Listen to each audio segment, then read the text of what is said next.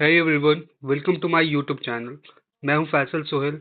आप हमारे चैनल पे एसक्यूएल की कंप्लीट प्लेलिस्ट एक्सेस कर सकते हैं, जिसमें हमने एसक्यूएल के सारे कॉन्सेप्ट्स क्लियर किए हैं।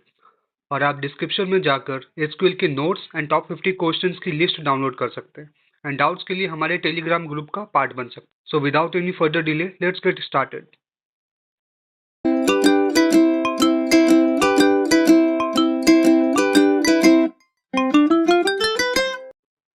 अब है हमारे पास यूनियन।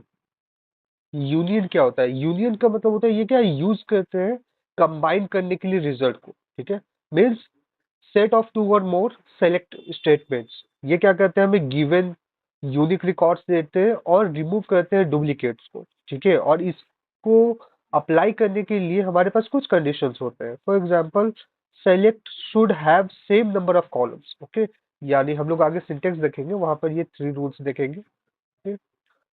सेकेंड है हमारे पास must have similar data type. Okay, data type similar होने चाहिए and column in every select should be in same order. For example, तो अगर ये लास्ट 3 रूल्स के बारे में बात करें तो हमारा फर्स्ट रूल था कि select should have same number of columns. Means यहाँ पर अगर मैंने जो सिंटेक्स लिखी है उसमें 2 सेलेक्ट है। ठीक है, पहला सेलेक्ट जो है वो है कस्टमर के लिए और दूसरा है वो प्रोडक्ट, यानी 2 टेबल्स यहाँ पे मैंने बनाए हैं, उन दोनों के लिए अलग अलग है और उन दोनों पे मैंने यूनियन लगाया हुआ है। ठीक है, तो फर्स्ट रूल ये बोलता है कि दोनों में सेम नंबर ऑफ कॉलम्स होने चाहिए। जैसे कि यहाँ पर 1 है और यहाँ पर भी 1 ही कॉलम है। अगर मैंने यहाँ पर 2 दिया होता तो मुझे यहाँ पर भी 2 कॉलम्स को ऐड करना पड़ता। सेकेंड है कि दोनों का डेटा टाइप सेम होना चाहिए। आईडी जो है हमारा ये इंट डेटा टाइप का है, तो कस्टमर आईडी भी हमारा इंट डेटा टाइप है। हम लोग यहाँ देख सकते हैं, ये रहा आईडी और ये रहा कस्टमर आईडी। ठीक है, तो यानी कि ये दोनों सेम डेटा टाइप। ओके, और थर्ड क्या है, column in every select should be in same order. Same order means अगर मैंने आईडी और फर्स्ट नेम लिया होता, ठीक है, और इधर मैंने उसको कनेक्ट किया होता कस्टमर आईडी और प्रोडक्ट नेम से, तो ऑर्डर सेम होना चाहिए। मीन्स पहले मैं इसका आईडी लिखूंगा, ठीक है, और सेकेंड वाले में इसका कस्टमर आईडी लिखूंगा।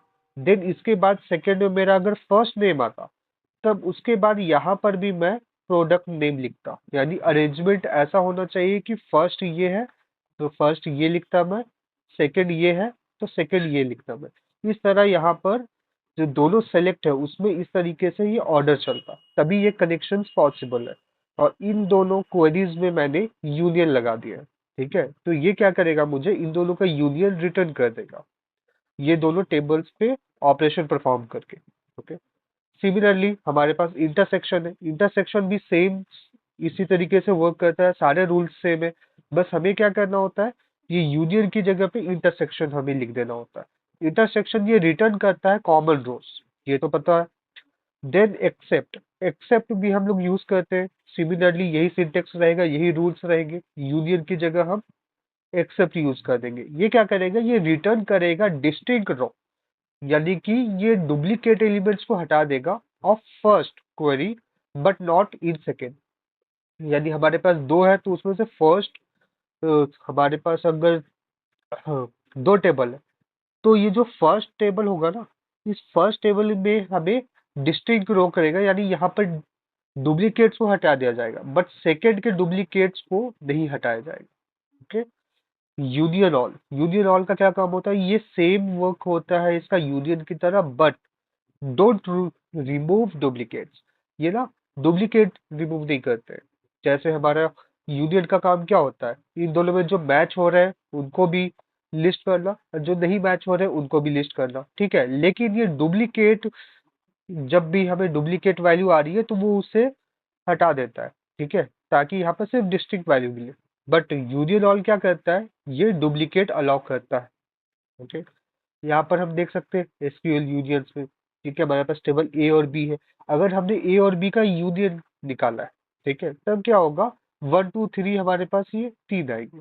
ठीक है, लेकिन अगर यूनियन ऑल किया है हमारे पास तो 2 2 बार आ जाएगा। 2 2 बार क्यों आएगा, क्योंकि 2 यहाँ पे, यहाँ पर अगर 2 बार 2 है, जैसे कि इसमें देख सकते हैं 1 2 यहाँ पर भी है और 2 3 यहाँ पर भी है।